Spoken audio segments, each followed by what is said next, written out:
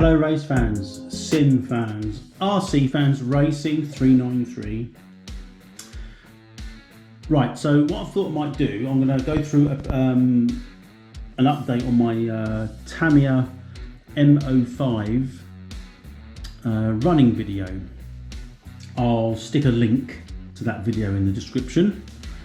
Now, so this was quite a successful video, to be honest. Had quite a number of views. It's a very enjoyable run, I must be honest. So this, those that don't know, this is just basically my M05 chassis, which I hopped up with Racing parts, which you can see just underneath there. I'll show you some close-ups of bits and pieces. So we had a few issues with it. I think one of the ones was, which I'm going to look into, will show you what it was. This side there, it was locked up. Well, it turns now. It got to a point where it just locked there. I mean, I'm hoping it's something at this end, but I suppose it could be the diff end.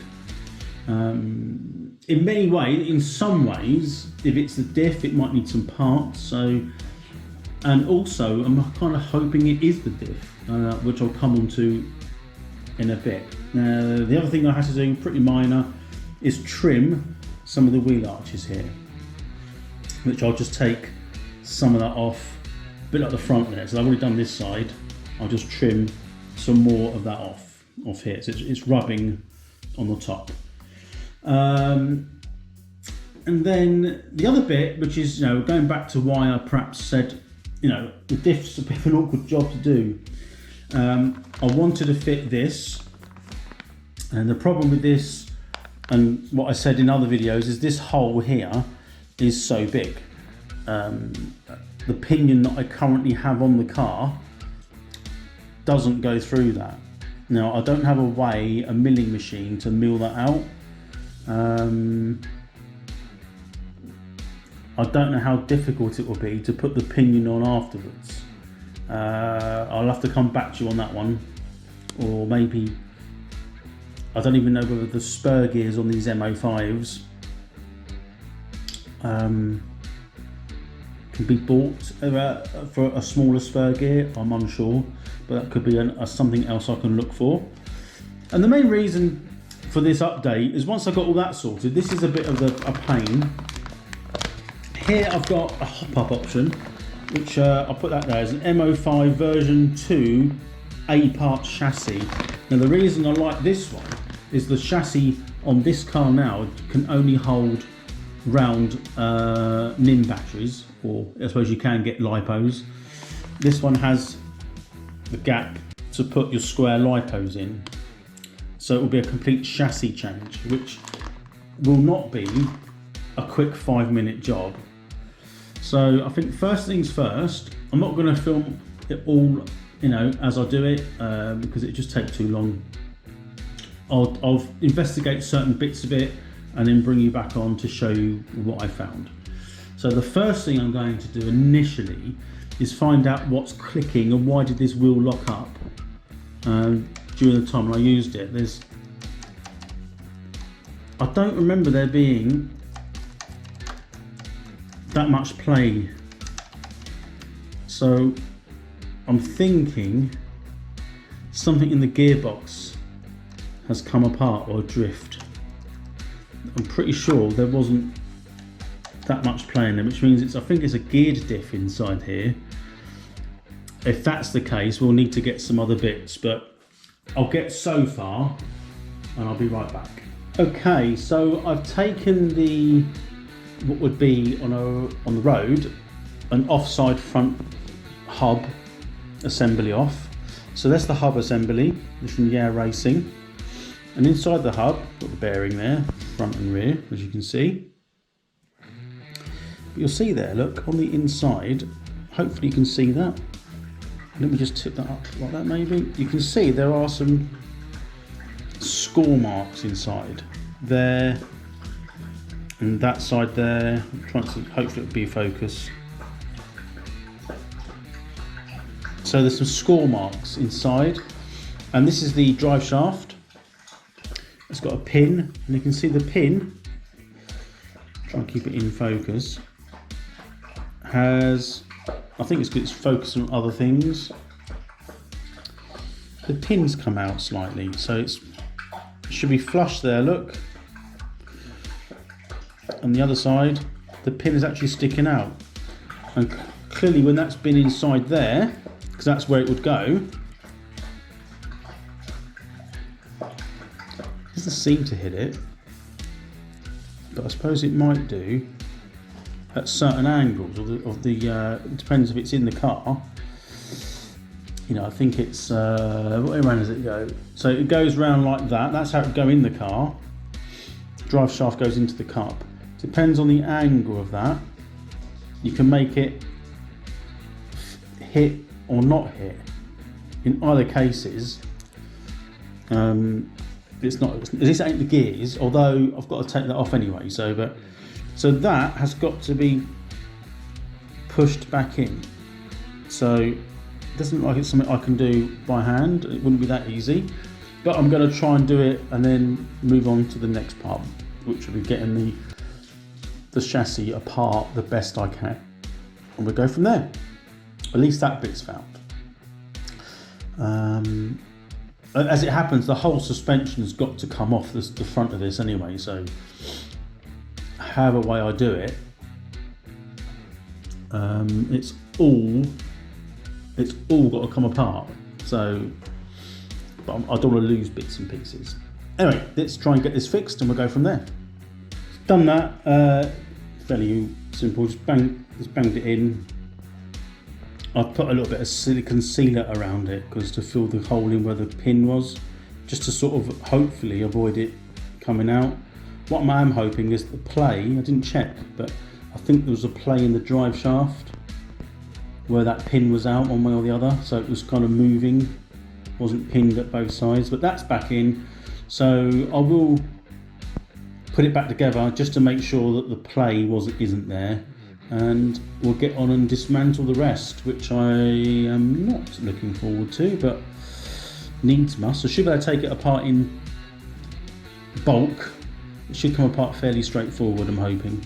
Wheels are all back on, still got the same amount of play, so it wasn't that pin. I will say that it's probably the drive shaft ends, the dog bone, these are UJs, but at the end, that play there is actually the play in the cup that goes into the gearbox. So you'll probably find they're standard cups, I think.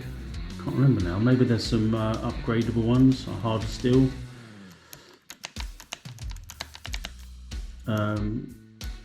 Yeah, that is quite a lot, but you can see it's the actual pins moving, so there's a lot of free play there.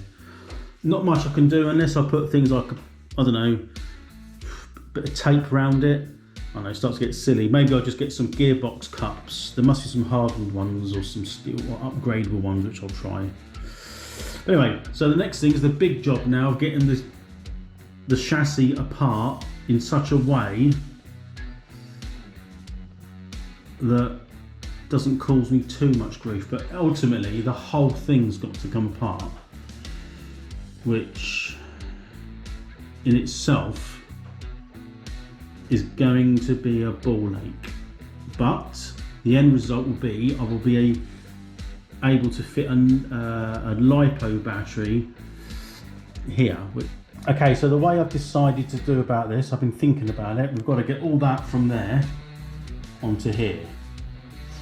So I've decided to take bits off of here first and put them directly onto this part of the chassis and gradually do the transition.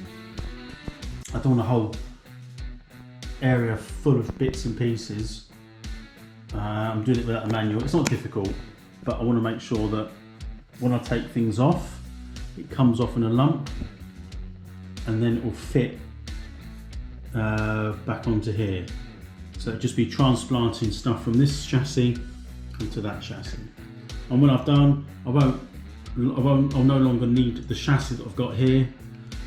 So anything left over, I'll stick a link for you to purchase that on my eBay account should you wish to. Anyway, I shan't be sort of filming the individual parts because it's a long job.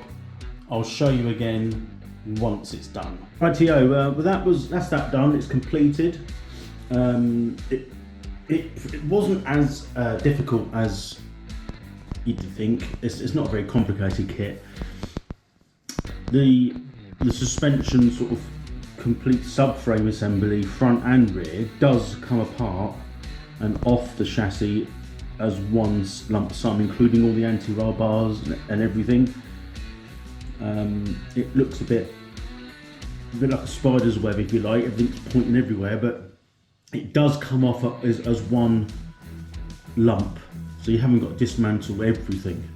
It's just a bit fiddly when putting it back on. You need about 3 hands, but it was done. It didn't take too long. So what have I done?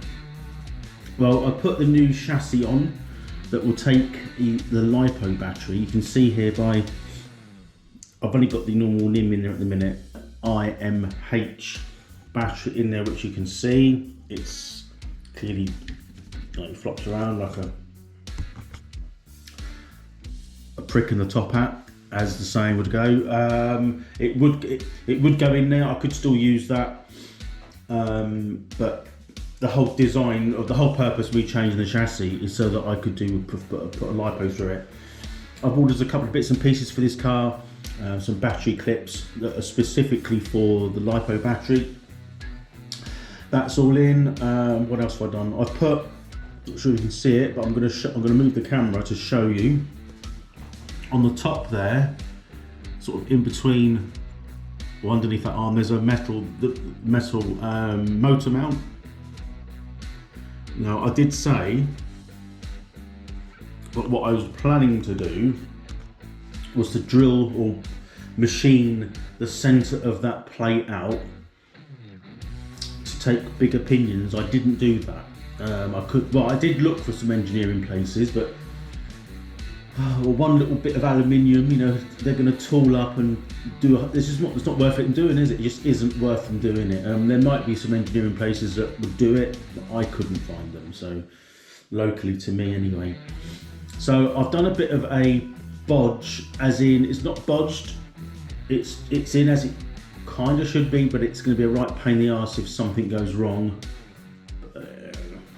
But I've got some other plans there which I'll tell you about towards the end of the video. So that you can't see through here. Again, the motor is only held on by one.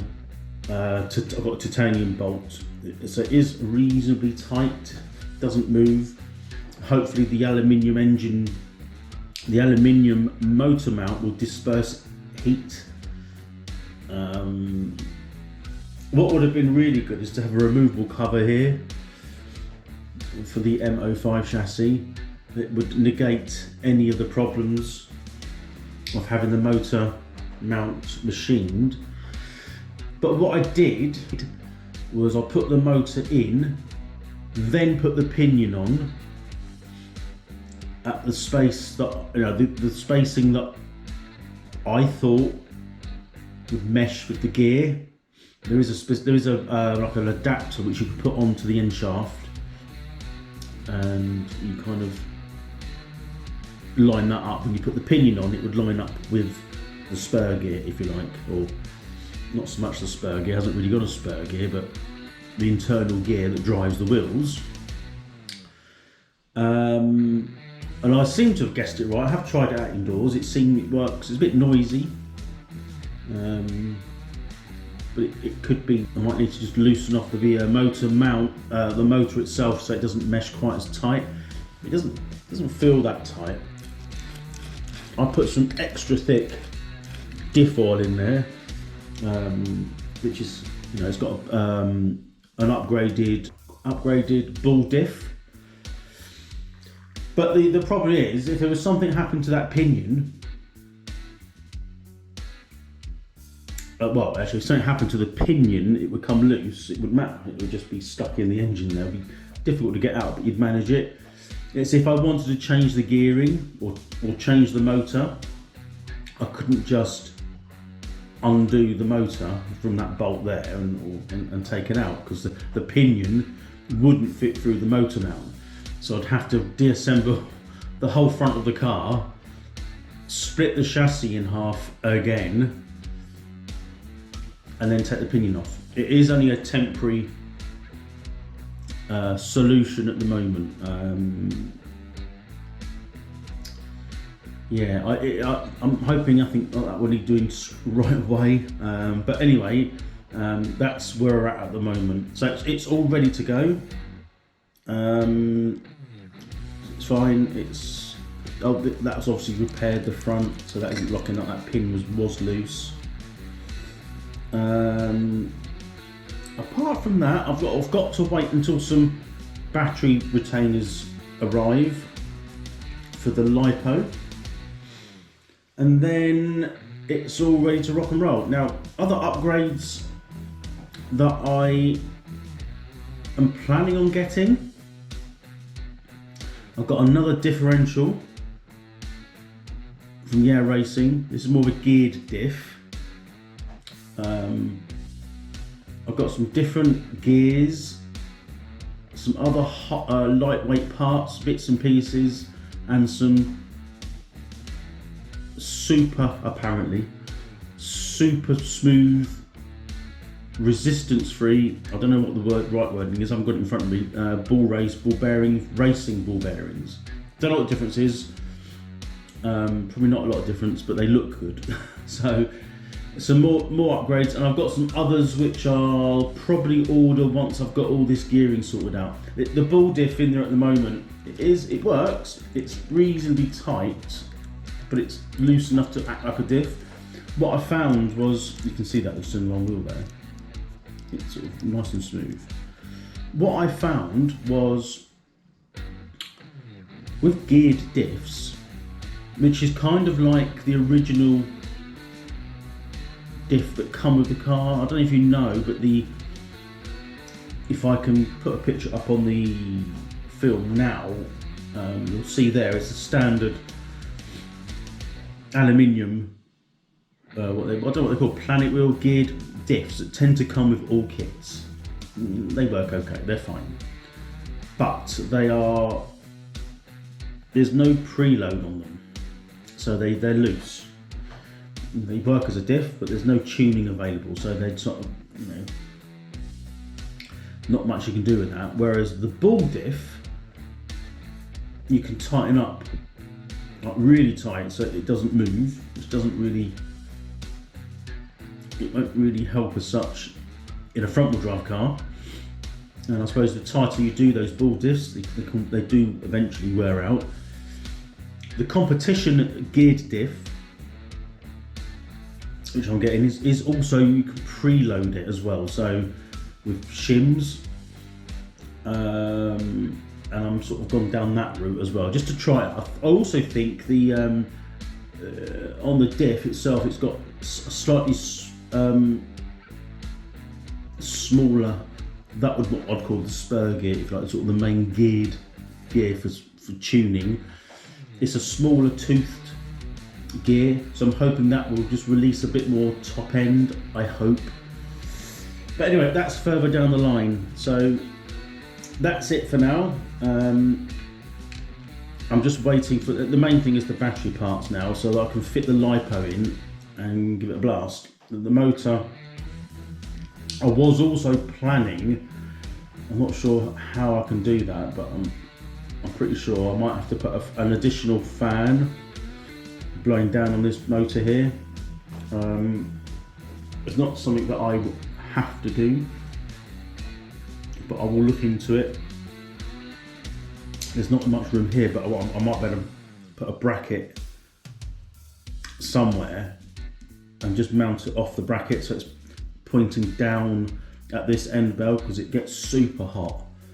The 2S LiPO, the fact that this turn is it is a Krypton, but it's like a treble turn. So I think it's a reedy, but it's a triple turn effort, and something like I don't know, 15 turn, or it might be even less than that. I'm pretty sure the turn of the motor is far beyond what the normal Hobbywing 1060 can manage. And then you punch 2S through it, so 5,500 milliamp hour, lots of power going through to a vintage brushed motor, and it's probably thinking no.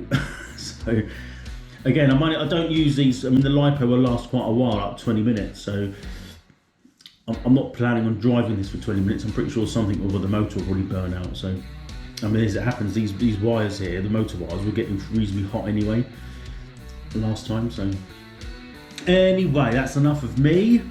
That's the update on the Mini. That's where we're at. We're ready to go again.